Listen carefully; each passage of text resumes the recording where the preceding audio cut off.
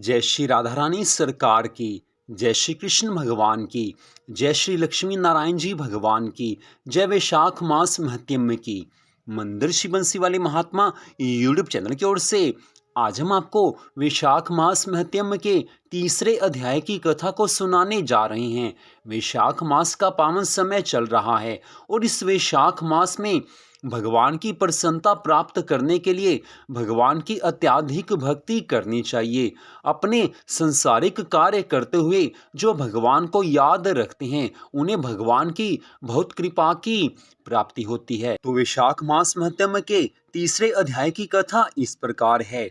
आज देवऋषि नारद जी राजा अम्बरीश से कहने लगे हैं कि हे राजन, वैशाख मास में धूप से तपे और थके मांदे ब्राह्मणों को श्रम नाशक सुखद पलंग देकर मनुष्य कभी जन्म मृत्यु आदि के कलेशों से कष्ट नहीं पाता है। अर्थात वैशाख मास के पावन समय में जो मनुष्य ब्राह्मण को सुंदर चारपाई आदि का पलंग आदि का दान करता है उसे भगवान की बहुत अधिक कृपा की प्राप्ति होती है।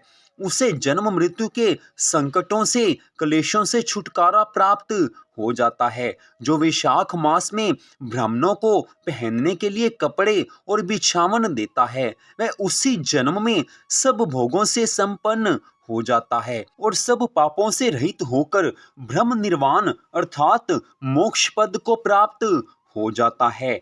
हे राजन, जो तिनके की बनी हुई या अन्य खजूर आदि के पत्तों की बनी हुई चटाई दान करता है उसकी उस चटाई पर साक्षात भगवान विष्णु शयन करते हैं। चटाई देने वाला बैठने और बिछाने आदि में सब ओर से सुखी रहता है।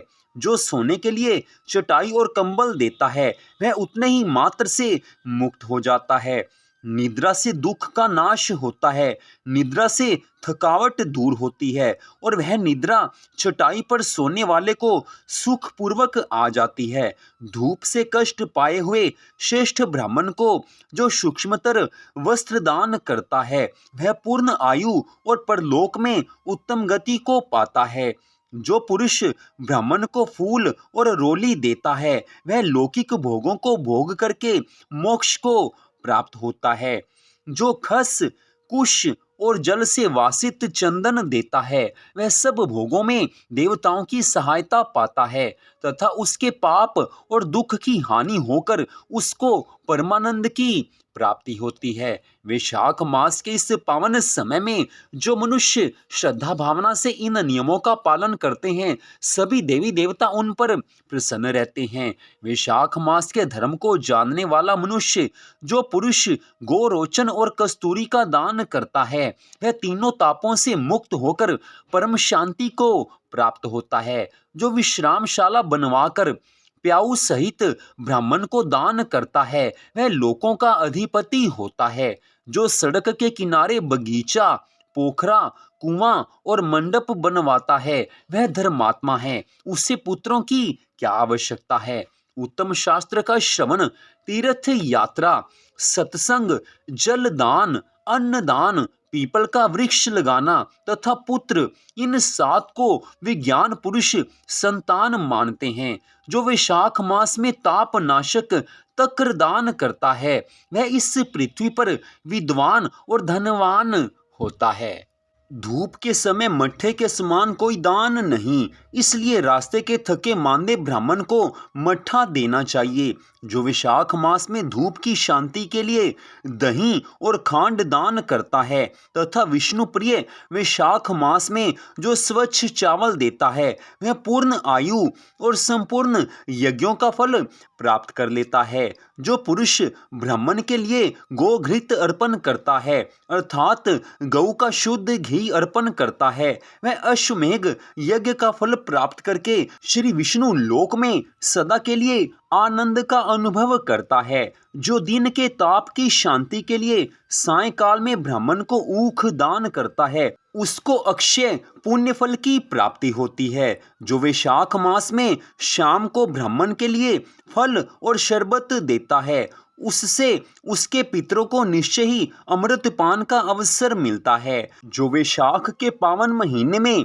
पके हुए आम के फल के साथ शरबत देता है उसके सारे पाप निश्चय ही एक ही क्षण में नष्ट हो जाते हैं। जो वैशाख मास की अमावस्या को पितरों के उद्देश्य से कस्तूरी, कपूर, बेला और खस की सुगंध से वासित शरबत से भरा हुआ घड़ा दान करता है, वह 96 घड़ा दान करने का पुण्य फल प्राप्त कर लेता है। जो कुमकुम का दान करता है वह सार्वभौम राजा होता है। जो जल से भीगी हुई चंपा तथा कुश का दान करता है उसके सभी पाप नष्ट हो जाते हैं और सभी देवताओं की कृपा से उसे सुख संपत्ति आनंद की प्राप्ति होती है। जो सुपारी तथा सुगंधित द्रव्य और नारियल का दान करता है वह अपनी 7 पीढ़ियों सहित भगवान विष्णु के लोक को प्राप्त होता है। जो ब्राह्मण के विश्राम के लिए मंडप बनाकर देता है उसको अनंत गुना पुण्य फल प्राप्त होता है। जो छाया मंडप बनाकर बालू गिरवाकर प्याऊ लगाता है वह भी स्वर्ग का स्वामी होता है। हे राजन, वैशाख मास का पावन समय आने पर, वैशाख मास का परम पवित्र समय आने पर किसी तरह का संकोच नहीं करना चाहिए। अपनी सामर्थ्य के अनुसार दान पुण्य करना चाहिए। दान देते समय एक ही भावना हो कि मेरी इस वस्तु के दान करने से श्री हरि विष्णु भगवान जी मुझ पर प्रसन्न हो। हे राजन, मनुष्य जीवन प्राप्त करके भगवान की भक्ति में जिसका मन लग गया उसे सभी तरह के सुख प्राप्त होते हैं और इस मनुष्य जीवन के पश्चात उसको मोक्ष की प्राप्ति हो जाती है। मनुष्य जीवन लेकर सुख और दुख दोनों ही मनुष्य को प्राप्त होते हैं। अपने पूर्व जन्मों में मनुष्य ने जो कोई पुण्य और पाप कर्म किए हैं उन सब का फल इस मनुष्य जीवन में उसको प्राप्त होता है। मान लो किसी व्यक्ति ने अपने पूर्व जन्म में पाप ही पाप किए हैं तो इस जन्म में उसको दुखों की प्राप्ति होती है। लेकिन ऐसे मनुष्य भी अगर वैशाख मास में भगवान की भक्ति करें, वैशाख मास के सब नियमों का, सब धर्मों का पालन करें तो उनके दुख भी भगवान की कृपा से दूर हो जाते हैं। वैशाख मास को भगवान का सबसे प्रिय मास बताया गया है और वैशाख मास के पावन समय में भगवान अपने उन भक्तों पर अत्यधिक कृपा करते हैं जो भगवान की आज्ञा के अनुसार, भगवान के नियमों के अनुसार भगवान की भक्ति करते हैं और दान पुण्य आदि के कार्य करते हैं। मनुष्य के पास जो कुछ धन संपत्ति है उसमें से अगर थोड़ा सा अंश किसी ब्राह्मण को या जरूरतमंद व्यक्ति को दान कर दिया जाए तो उससे मनुष्य को भगवान की कृपा मिलती है। और जो मनुष्य श्रद्धा भावना से विद्वान ब्राह्मण या जरूरतमंद व्यक्ति को दान करते हैं उनसे भगवान अति प्रसन्न होते हैं। हे राजन, जो मनुष्य श्रद्धा भावना से दान पुण्य आदि के कार्य करते रहते हैं उन्हें भगवान की कृपा से अत्यधिक धन संपत्ति की प्राप्ति होती है। अपने पूर्व जन्मों में जिन्होंने दान पुण्य आदि के कार्य किए हैं उन्हें अगले मनुष्य जन्म में अत्यधिक धन संपत्ति की प्राप्ति होती है। लेकिन जिन मनुष्यों ने अपने पूर्व जन्म में दान पुण्य आदि के कार्य नहीं किए उनके पास सदैव धन की कमी बनी रहती है। इसलिए मनुष्य जीवन प्राप्त करके भगवान की भक्ति करनी चाहिए और भगवान की आज्ञा के अनुसार, अपनी सामर्थ्य के अनुसार कुछ ना कुछ दान पुण्य आदि करना चाहिए। इसलिए हे राजन, वैशाख मास में भगवान की प्रसन्नता प्राप्त करने के लिए सब नियमों का पालन करना चाहिए। तो इस प्रकार देवऋषि नारद जी ने राजा अम्बरीश से वैशाख मास की महिमा का बड़ा सुंदर वर्णन किया है। इस कथा में स्पष्ट बताया गया है कि मनुष्य जीवन प्राप्त करके भगवान की भक्ति तो करनी ही चाहिए। विशेष रूप से वैशाख मास के पावन महीने में कुछ न कुछ दान अवश्य करना चाहिए। ऐसा नहीं है कि बहुत अधिक दान करना चाहिए।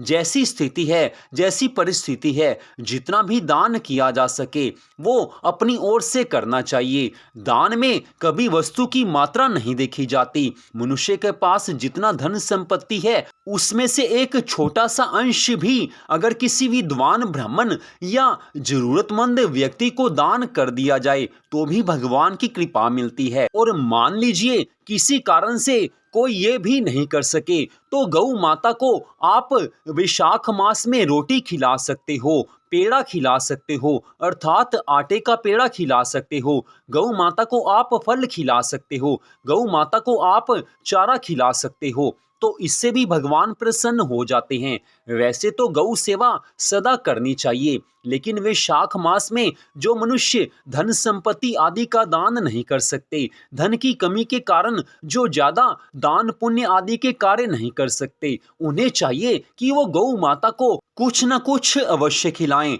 इससे भी भगवान की पूरी कृपा मिलेगी, इससे भी भगवान अति प्रसन्न हो जाएंगे, और भगवान की प्रसन्नता ही मनुष्य जीवन का लक्ष्य है। तो आज की इस कथा का यहीं पर विश्राम होता है। आप सबसे छोटा सा निवेदन, वैशाख मास महत्म के अन्य सभी अध्यायों की कथा को भी आप हमारे चैनल पर अवश्य सुने।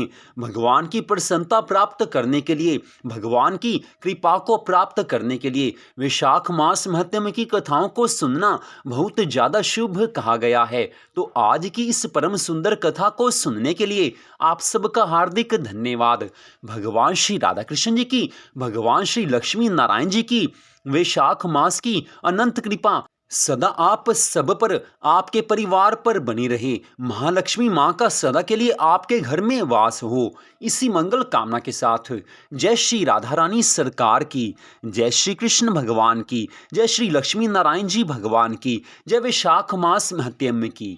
जय जय श्री राधे, जय जय श्री राधे, जय जय श्री राधे श्याम।